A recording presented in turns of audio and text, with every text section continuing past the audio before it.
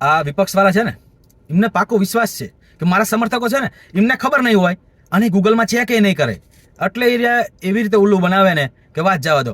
એ બહાર ભોળા બનીને એવા વિડીયો બનાવે. જો તમે વિડીયો સાંભળો કે કેવી રીતે કે રાહુલ ગાંધી પહેલા સાંભળી લો. पूरे देश को ये सवाल पूछना चाहिए कि इलेक्शन कमीशन इलेक्ट्रॉनिक डेटा और वीडियोग्राफी क्यों नहीं दे रहा है. તમે સાંભળી લીધું. એ માણસ એમ કહે કે અમને ઇલેક્શન કમિશન ડેટા નથી આપતું. અલ્યા ભાઈ, આજકાલનો નિયમ હે 1991 નો નિયમ છે કે 45 દિવસમાં કોઈ આધિકારિક રીતે કોઈ ના માંગ ના કરે તો એ ડેટાને નાશ કરી દેવામાં આવે ડેટાનો.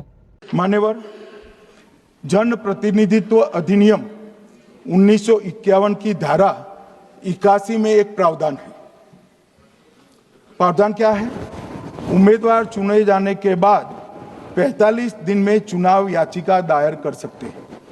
45 दिन के बाद इसको कोई चुनौती नहीं दे सकता. ये नियम 1991 में बना.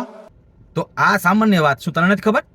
અને ખબર ન હોય તો શું તારે જાણકારી ન લેવી જોઈએ આ વિશે વાત બોલતા પહેલા? અને આ વારંવાર કરે છે.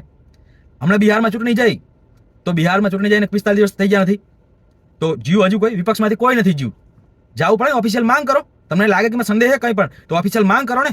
કરી કોઈ નહીં કરે પણ ખાલી